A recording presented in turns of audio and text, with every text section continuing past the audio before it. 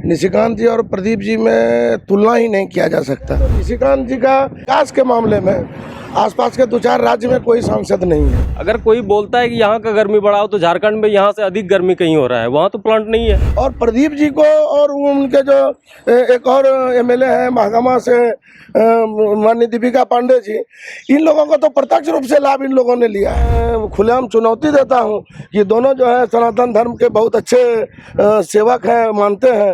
बाबा बैद्यनाथ के मंदिर में अपने बच्चों के सर पे हाथ रख के कहते हैं कि मैंने लाभ नहीं लिया है, भले दिखावा आपके लिए विरोध किया हो या नहीं किया हो।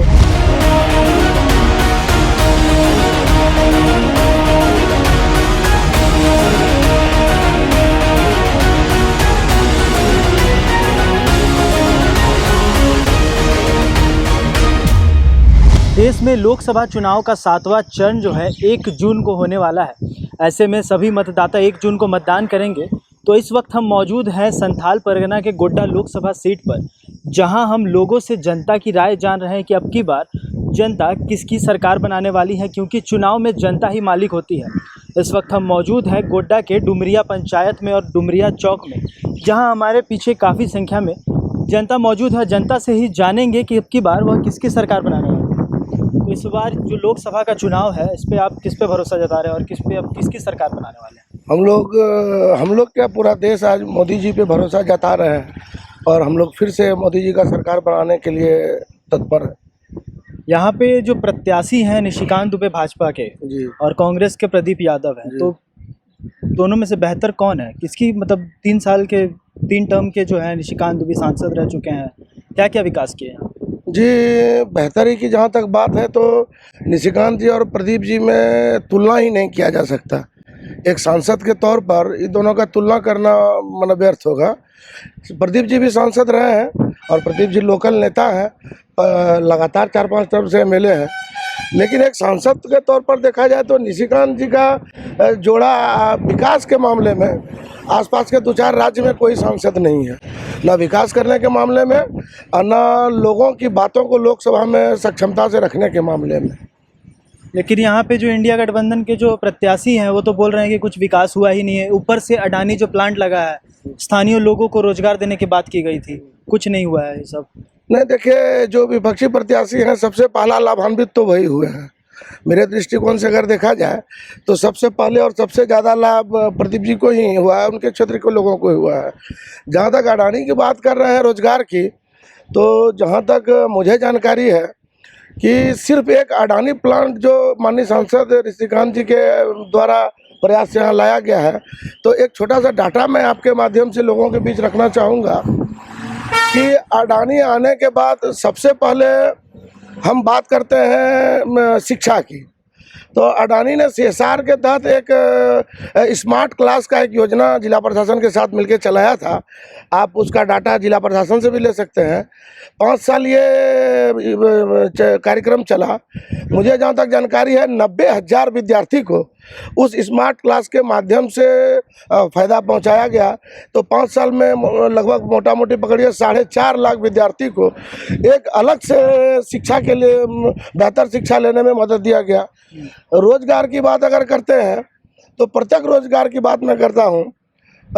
अडानी का एक स्किल डेवलपमेंट का कार्यक्रम चला था सीएसआर के तहत। उसमें 1400 महिलाएं मेरे क्षेत्र की, मेरे गांव के भी लगभग 1-125 महिलाएं हैं और अगल बगल के गांव में आप जमीनी स्तर पर पता कर सकते हैं। 1400 महिलाओं को सिलाई कढ़ाई में प्रशिक्षित किया गया और आज वो महिलाएं अपने प्रशिक्षण के बल पर 5,000 से लेकर 25,000 रुपया महीना कमाकर अपने घर के पुरुष से कांधा मिलाकर विकास कर रही है आपका। और एक अडानी के द्वारा एक सक्षम क्लास चलाया जा रहा था। डिजिटल लिटरेसी की बात मैं करता हूँ। डिजिटल लिटरेसी के लिए सीएसआर के तरफ से एक प्रोग्राम चलाया गया जिसमें लगभग 8500 बच्चों को कंप्यूटर का ज्ञान दिया गया है। इसका भी आप साक्ष्य ले सकते हैं जिला प्रशासन के लोगों से। एक सक्षम कार्यक्रम चलाया गया। उसमें लगभग 850 बच्चे मेसन का ट्रेनिंग लिए, 450 बच्चों ने हॉस्पिटलिटी का ट्रेनिंग लिया और आज राज्य और देश के विभिन्न हिस्सों में जाकर कार्य कर रहे हैं। रोजगार की बात करेंगे तो पिछले 5 साल में आप इधर का देखिएगा, भौगोलिक ये बदल गया है, तस्वीर बदल गया है। अडानी के आने से यहाँ पैसा का फ्लो हुआ। लोग मजदूरी करें ठेकेदारी करे, जिसमें ज़्यादा प्रदीप जी के लोगों ने ही ठेकेदारी की है। भले ही उन्होंने अडानी के आने से प्रदीप जी के लोग ही ठेकेदारी कर रहे हैं और प्रदीप जी ये ज़्यादा प्रदीप जी के लोग नहीं कहा जा सकता, इस क्षेत्र के लोग कहा जा सकता है, लेकिन उनसे जुड़े हुए, उन पार्टी से जुड़े हुए हैं, तो इसलिए हम कह सकते हैं कि चाहे ठेकेदारी हो, चाहे मजदूरी हो, चाहे मुंशी का काम हो, चाहे उसमें सप्लाई का काम हो, इन सब चीज़ों को अगर जोड़ दिया जाए तो लगभग 10 से 15 हज़ार घरों में सीधा प्रत्यक्ष तौर पर लाभ पहुंचा है। और प्रदीप जी को और उनके जो एक और एमएलए हैं महागामा से माननीय दीपिका पांडे जी, इन लोगों को तो प्रत्यक्ष रूप से लाभ इन लोगों ने लिया है। सीधे तौर पर आप कह रहे हैं कि अडानी का जो प्लांट लगा है उसमें दीपिका पांडे जी भी लाभ ले रही हैं और प्रदीप यादव जी ने भी लाभ लिया है। एकदम लाभ लिया है। अगर नहीं लिया है तो मैं खुलेआम चुनौती देता हूं कि दोनों जो है सनातन धर्म के बहुत अच्छे सेवक हैं, मानते हैं। बाबा बैद्यनाथ के मंदिर में अपने बच्चों के सर पे हाथ रख के कह दें कि मैंने लाभ नहीं लिया है, भले दिखावा आपके लिए विरोध किया हो या नहीं किया हो। ठीक है। और सांसद जी ने जो कहा दूसरा विकास, अगर आप देखेंगे रेलवे, जो आज रेलवे गोड्डा में आप देख रहे हैं, भारत के आज़ादी के 70 साल बाद और भारत में रेल आने के 170 साल बाद गोड्डा तक रेल पहुंचाया सांसद निशिकांत दुबे ने। इसका एक लाभ का हम छोटा सा आपके पास रखना चाहेंगे कि हमको जहाँ तक जानकारी है 3000 लोग आज प्रतिदिन टिकट कट रहा है गोड्डा रेलवे स्टेशन में। अगर इस अनुपात को देखेंगे तो लगभग 90,000 महीने का होता है और साल का लगभग 10,30,40,000 लोग इस रेलवे से यात्रा कर रहे हैं। आप पहले हम लोग जाते थे, यहाँ के लोग जाते थे तो गोड्डा से भागलपुर या गोड्डा से देवघर जाने का 100-150 रुपया किराया लगता था और बस में बकरी की तरह ठूस कर हम लोग जाते थे। यानी निशिकांत दुबे जी का जो प्रयास रहा उससे लोगों को, उससे हजारों लोगों को फायदा हुआ है। भले किसी व्यक्ति विशेष या कार्यकर्ता को इलीगल लाभ नहीं पहुंचा हुआ है। ये तो निशिकांत दुबे ने 2019 में रेलवे लाइन की शुरुआत की थी, लेकिन 2019 के बाद से क्या क्या विकास हुआ है गोड्डा में? विकास तो पूरा दिख ही रहा है आपको। किस क्या विकास, आपको किस क्षेत्र के बारे में जानना है? आप रेलवे देख लीजिए, एम्स देख लीजिए, घर घर महिलाओं को देख लीजिए, महिलाओं को आज राशन मिल रहा है, आज महिलाएं ग्रुप बना के बैठती हैं, ग्रुप का पैसा मिल रहा है। सब तो देन है, मोदी का देन है। निशिकांत दुबे के और मतलब इस बार के जो चुनाव है इसमें अगर निशिकांत दुबे जीत जाते हैं तो आपकी क्या अपेक्षा है? आपके क्षेत्र के लिए क्या विकास करें